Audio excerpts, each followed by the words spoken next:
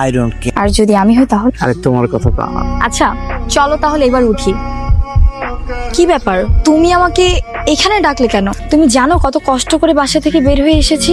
এমন করতেছো কেন? বয়ফ্রেন্ডের জন্য না হয় একটু কষ্ট করলা, সমস্যা কি? কি তোমার জরুরি কথা তাড়াতাড়ি বল, আমি বেশিক্ষণ থাকতে পারবো। থাকবা না কইলেই তো আর হয় না, তোমার যে থাকতে হইব। কি করছো তুমি? আবার উল্টাপাল্টা কিছু খেয়ে এসেছো তাই না? হ্যাঁ কি হইতেছে? আরে আরে এমন করতেছো কেন? মনে হয় আমি তোমার অপরিচিত। আরে আরে এত কথা কইতেছো কেন? তুহিন, মিজা, চারিদিকে খেয়াল রাখ, বাইরে যেন কেউ ডিস্টার্ব না করে। চিন্তা করিস না, যা তুই। প্লিজ ছেড়ে দাও। আমার না কইছিলা তুমি অন্য জায়গায় বিয়ে করবা, এখন দেখি তুমি অন্য জায়গায় কেমনে বিয়ে করো। এই চল। আরে শুনছো, অংশুমি তো সুইসাইড করছে। কি কস? চল চল, এলাকা ছেড়ে পালাতে গো।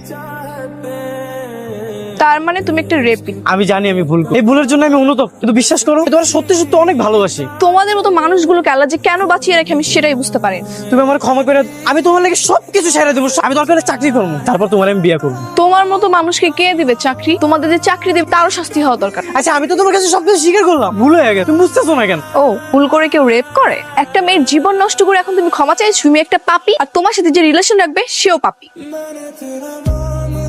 দোস্ত, ওরও কি মৌসুমীর মতো? হয় কোনো রাস্তার মাইয়া, আরে দৈরানো মানে কি? হয় আমার দিলে থাকে, ঠিক আছে? সাগরিকা কইছে মানে আজকের পর থেকে কোনো খারাপ কাজ হইব না। সর।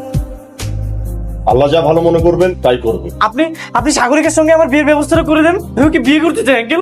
দেখো বাবা হারিস, তোমার কাছে আমি 2 হাত জোড় করে অনুরোধ করছি, তুমি আমার মেয়ের মতো নাগরিকার জীবনটা নষ্ট করে দিও না। না না, আপনি এগুলো কি বলতেছেন? আমি ওর জীবন নষ্ট করতে যাবো? ওকে নিয়ে সারা জীবন একসঙ্গে থাকতে, আমি জানি আমি যে ভুল করেছি সেটা ক্ষমা করা যাবে না। বিশ্বাস করেন, হরিকাকে অনেক ভালোবাসি, অনেক ভালোবাসি। আমি কিন্তু আঙ্কেল এইভাবে কখনোই কাউকে অনুরোধ করি। একটা বার ওর সঙ্গে আমার দেখা করে ব্যবস্থাটা করে দেন। সাগরিকার বাবা এসে সাগরিকাকে নিয়ে গেছে। সাগরিকা, তোমার যদি বিয়ে হয় তাহলে আমার সাথে হবে, এছাড়া কারো বিয়ে হবে না। এ ভাই দাঁড়ান, কি সমস্যা? কই জানা? তুই আমার চিনোস না? সাগরিকা আমার গার্লফ্রেন্ড, তাই যদি কারো বিয়ে হয় তাহলে আমার বিয়ে হবে। এই বয়ফ্রেন্ড তো এখানেও চলে এসেছে, আর নিচে কান্নাকাটি করছে। কাঁদো, ও কাঁদলে আমার কি? ও কাঁদতে কাঁদতে মরে যাবে। এই ছেলে, তুমি আমার বাড়ির সামনে চিৎকার চেঁচামেচি করছো কেন? কি হয়েছে? এই, তুমি এই পর্যন্ত চলে এসেছো? আঙ্কেল আমি সাগরিকার ছেলে বাঁচবো না। বাবা, বাইরে হইচই কিসের?